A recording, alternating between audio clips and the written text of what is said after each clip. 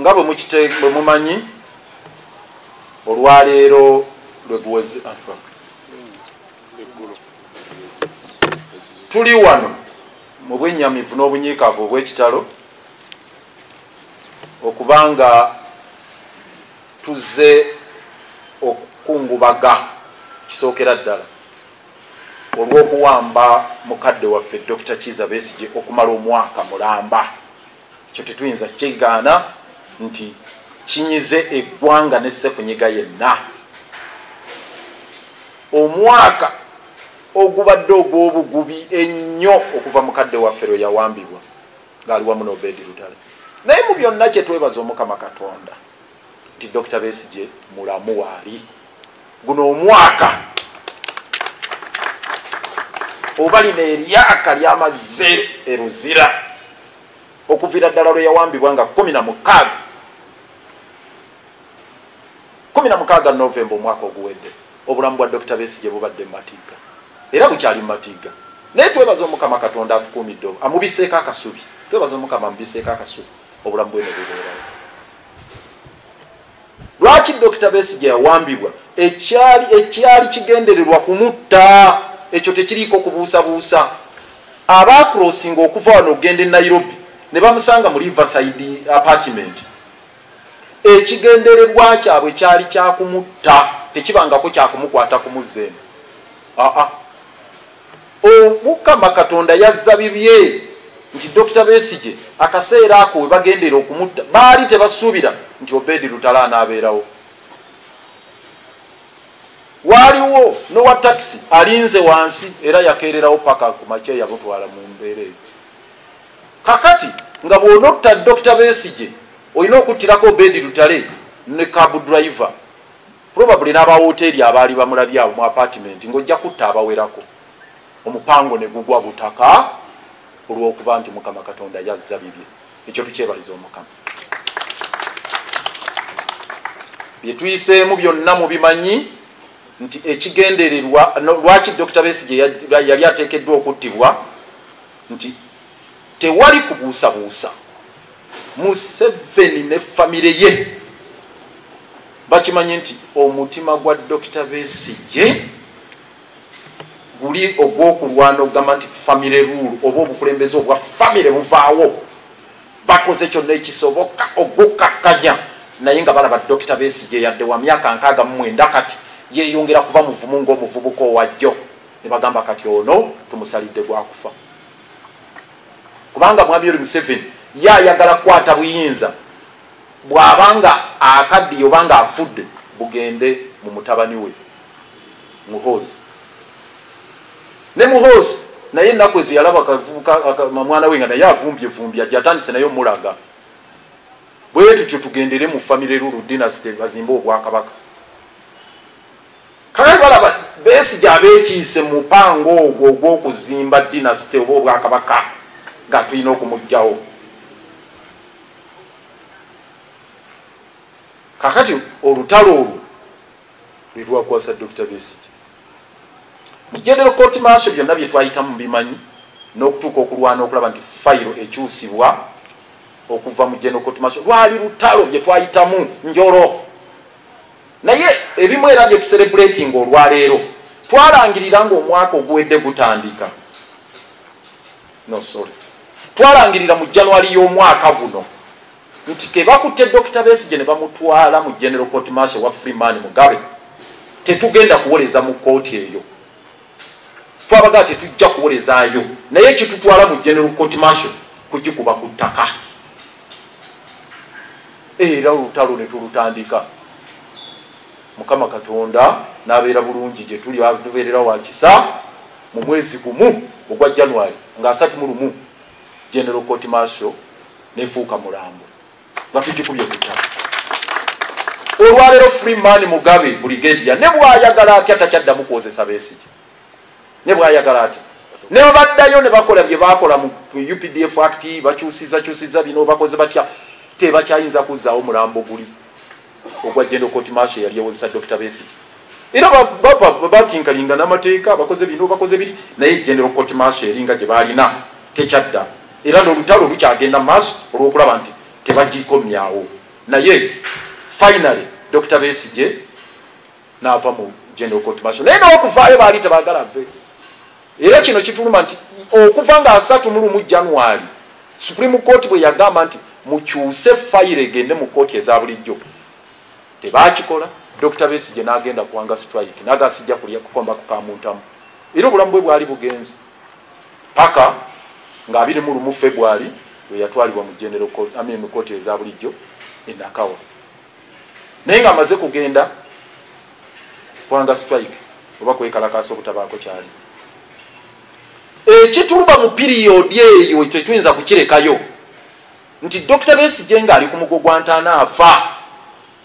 Twasuubira agencies bbiri okuyamba Parliament ne court. Parliament bw'ensonga bw'egendayo bakwata akakiiko akakulirwa Fox Odoi ne kagenda kalabire ddala Dr. Besigye afa nabawerekerako kubanga Dr. Besigye nga ndi lawyer ne tugenda bwe tutuukayo nga Dr. Besigye agenda kufa. Fox Odoi najja akole report n'okutuusa olwaleero Parliament terwangako kyekolawo. Ndoza bali balinda bawo state funeral manyi bawamba emiramba abo baligambye Dr. Besigye tumuwadde state funeral hero nga hero bakube n'emizinga wali Lwakabengo tebali balinda. Parliament netatuyamba kakati bwe tugenda mu kooti etuyambe Justice Singiza ate ye yayitawo ne kukya Parliament kwa Parliament yayita Besigye kujja mu Parliament ne Justice Singiza yagamba mumuleetere ddala ndabe Dr. Besigye mulwadde ne bamuleeta nga ali mu kagaali bwe yamutulako naga mujja wano tafiira mu kooti yange ali bubi nnyo mumuzeeyo ruzira iye. Justice Douglas Singiza yatwewunyisa nnyo kati yakulira akakiiko akakwasa Ssaabalamuzi empisa Judicial Service Commission. Inna lillahi wa inna ilaihi raji'un. Uganda Dr. Besigye ne bamuzaayo afiireyo ne tulwana finally ne tufuna ka kiriniki e Bugoloobi ke kaatasatasa ku mbeera naye nabo ne bawulira nga kibatudde mu kifuba ne bagamba omusajja katutwale mu civilian court. Dr. Besigye n'ava kuwanga strike. Ebyaddirirawo bibadde bingi naye mu bufunze nti twayagala ne tujja tuteekamu applications ez'enjawulo twesanze nga tuli musengavuddemu ngazzeemu. Twava mu General Court Martial gye twali tufiira ekiziiro omanyi nga oli kalikutte tossa onoonya wosiza aka General Court Martial ako onoonya wosiza nga tolaba teri justice at all. Tufulumye tugamba katuse ku kikowe tugende mu kooti erimu ku fresh air erika lye twasanga mu kooti ya Emmanuel Baguma nayo yennyini ekutte kazigizigi bwete onoonya ani asinga ku munne Freeman Mugabe ne Justice Emmanuel Baguma onoonya asingako munne okubeera fair. Olabira ddala nga era ndowooza muwala wo Bedi Lutale kyeyavudde ava mu mbeera n'agamba omusajja ono oba mukole ki tegamba abantu mubatuusiza mu mbeera enzibu ennyo omuntu azze maaso g'okufuna obwenkanya ate omutwala nga ekyenziira bwoti tegamba abantu obusungu obwo abantu bulira bubali ku mutima batuyira bafa abyo Museveni tabamanyi kye batadde mu ggwanga lino. So application zaffe zonna oyo Justice Comfort Kanya yagamba Dr. Besigye otugize ebisaanyizo byonna ebya bail bonna bakoyimiridde balungi batuufu oli senior citizen oli kino naye nkumye bail ng'alinga agamba nti byoyogedde byonna mbiwulidde byoyogedde Dr. Besigye byonna bituufu naye ŋŋaanye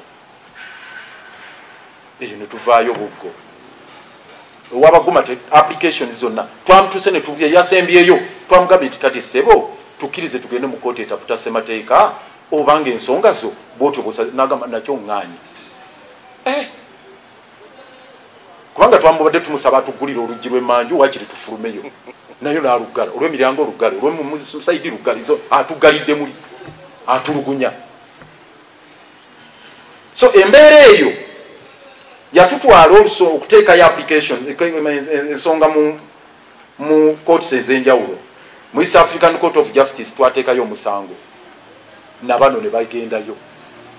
East African Court of Justice yakwata fayiro yaffe n'okutuusa olwaleero buli lwokonkona mulinde tujja bayita D East African Court of Justice tetuyambi. Kenya Martha Karua ne team bateekayo omusango nga bawira government ye Kenya. Ne bajja ne bagulira kawo katono ne bagamba mujja komawo mu February 2026. Kakati neyo nayo bifaanana bwe biti. Kakati wane Uganda nga tuli mu mbeera efaanana bwetu bino bye tugamba bye biteekeddwa okukolebwa.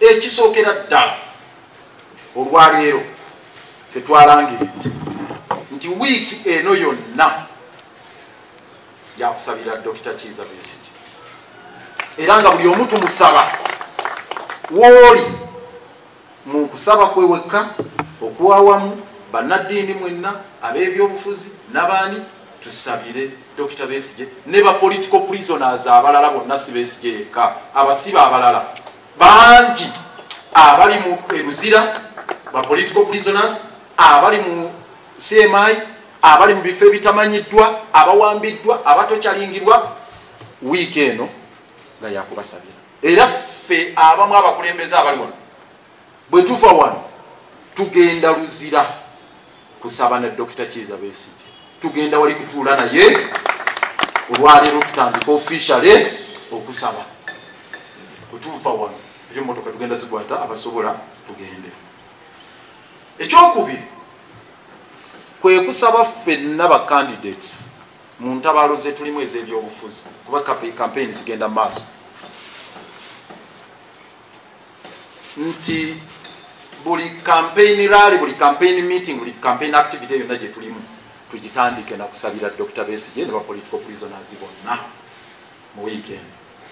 Naye ate na bulijjo sina wiiki eno yokka kati ekikulu era ekiriwo nti olutalo olwa freedom olutalo olw'okununula ba political prisoners olutalo olw'okwerwanako ffenna lwe luba lubeera ku mwanjo mu campaigns zaffe. Tusaba si mmwe mwekka bakandidate baffe aba PFF naye bannaffe mu buwombeefu obw'ekitalo ba presidential candidates abali ku side enyigirizibwa kuba side tulina bbiri abanyigiriza ne abanyigirizibwa ba presidential candidates abali ku side yonna ku side y'abanyigirizibwa ensonga eno tugiteeke ku mwanjo ey'okugamba nti ba political prisoners baffe bonna balina okuteebwa olwo olutalo tululwane kuba ffenna twolekedde embeera y'emu ku fayiro okuli Dr. Besigye kwe bateeka Honorable Ssemujju kwe bateeka nze kwe bateeka Salamu Musumba n'abalala abanuku babatadde Luzira bangi abalala bali mu CMI. Tulina muganda waffe Sam Mugumya n'okutuusa olwaleero yakamala emyezi kumpi 3 tamanyikiddwa waali tatwalibwa mu kooti. Bannakenya babakutte ne bagamba batadde mu fridge oluvannyuma ne bakasuka wali ku boda ne bagenda abalala bangi bali eyo. Bannakenya bagambye nti waliwo bannayuganda 1500 abali eyo abamu mulimu ne muganda wa Kayindo Utafiire Minister wa Internal Affairs n'abalala. So tutuyinza kukkiriza mbeera eyo ogenda maaso nga tuli mu campaign zino nebanga si eri ku mwanjo eteekeddwa okuba ku mwanjo tulyoke tuzzeeko ebirala eby'enguudo kubanga tusooka kuba balamu tusooka kuba na liberties ne tulyoka twogera ku nguudo amasomero n'amalwaliro nga naye tuli balamu nga tuli free nga tusobola okukola bye tuteekeddwa okukola ekyo kibeere ku mwanjo. Era message ey'erukunjiri yatusajusizza nti yabadde ensonga ya Free Besigye ne ba political prisoners yabadde ku mwanjo tusaba tugenderaawo nti buli campaign yonna egende bwetyo ekyo kye tusaba. Ekirala kwe kuba nti tukwataganira wamu tulwanegane n'abasajja bano abakulembera East Africa abeesomye okutuliisa akakanja. Abasajja batuzinzeeko Museveni, Ruto ne Suluhu bwogenda ne Bakagame n'abalala ne Basisikedi n'abalala batutwala nga abaddu baabwe. Tuli mu buwambe. East African Community tekyateesa kuba nti democracy abeerawo atya rule of law nakitekangavula nga bwolaba ECOWAS weekangavulako ku bannaabwe. Bano batuula kuyambako butya n'akyemalira era kati batuula kuyambako Suluhu kutulugunya nga yakamala okutta 7 n'omusomi nga baga tumuyambyeko tutya okwenyweza batuula bayambako batya Ruto olw'amandamano ne bajenizi abamulwanyisa batuula bagamba bayambako batya mwami Yoweri Museveni ali mu kaseera akazibu mu kalulu kana akagenda mu maaso so bo beenyweza bwenyweza nga ffe bwe batukola ebyambyone byonna nga bwe baagala okuwamba abantu e Uganda wano okuwamba e Kenya okuwamba olwaleero toli safe bw'ogenda e Kenya tokyaba safe oyo mwami Yoweri Museveni bwe yali nga balwanagana n'Obote bano bawafulugutu baddukirako e Kenya era olwakulosinga nga board e Kenya n'ogamba mponya okufa naye kati oba ogudde mu muliro mwennyini oba ovudde mu frying pan n'ogwa mu muliro nova e Uganda n'ogenda e Kenya mama n'ogenda e Tanzania oyo Museveni baatuula e Tanzania ku biseera bya Nyerere era bali emotion ne batuula ne emotion okuwamba Amini nga bali safe n'atandika n'okusoma e Tanzania nga Amini tasobola muno nayo nga ne Nyerere tayinza kukkiriza naye olwaleero n'akatayi tekasala njuba nga bakunonyi so tituli safe n'akamu ffe twakwataganye ne ttiimu eziwerako Kenya yabatundu Lissu Bamartha Karua Kenya Tanzania batundu Lissu Kenya Bamartha Karua n'abalala tusaba twongere olujegero dunyweza twejjeko koligo lino mu East Africa ekirala tusaba ekitongole ekiramuzi in fact tukiteeka ku nninga mukulu Justice Owiny-Dollo weyambisa omugwambulago tetusobola kubeera na kooti mwaka mulamba nga tewaliyo kalemedde konna ketufunyeeyo omwaka mulamba nti Dr. Besigye mpozi okugjako ekyogamba tuve mu General Court Martial today naye era byonna geegamu tetufunanga mulamu naye application zonna nezikuba kino kyonna nekikolebwa netukolebwako effujja erifaanana bwetyo ekitongole ekiramuzi nga mulamula oba nga mutulugunya muli court of justice or temple of justice oba muli torture chamber instrument of persecution ebigambo ebyo Owiny-Dollo byebuuza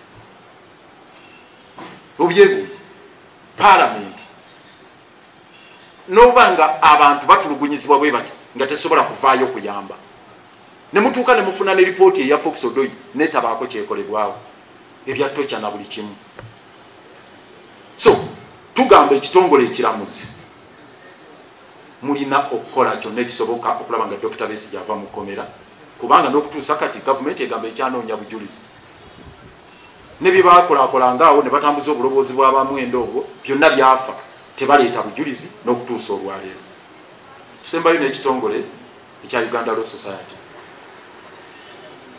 Uganda Law Society mu act eya Uganda Law Society buvunaanyizibwa bw'ekitongole ekyo okulwanirira abanyigirizibwa n'okulwanirira rule of law n'okuprotectinga ssemateeka bwe buvunaanyizibwa bannamba emu bwa Uganda Law Society ate mmwe mbabuuliranga nze baganda bange ewali rule of law baloya we muyinza okukolera ewali rule of the jungle twayinza kupracticinga amateeka so baloya baleme okugamba nti tebinkwatako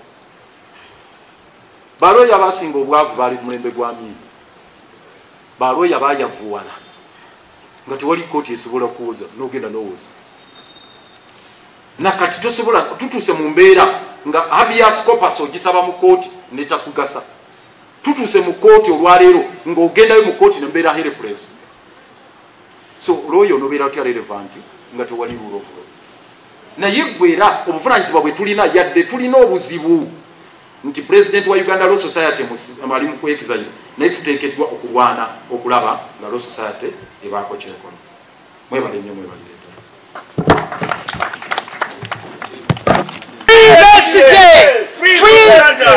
Free them all! Free them all! Free them all! Free them all! Free Ugandans! Free Ugandans! Free Dr. Besigye! Hello? What am I?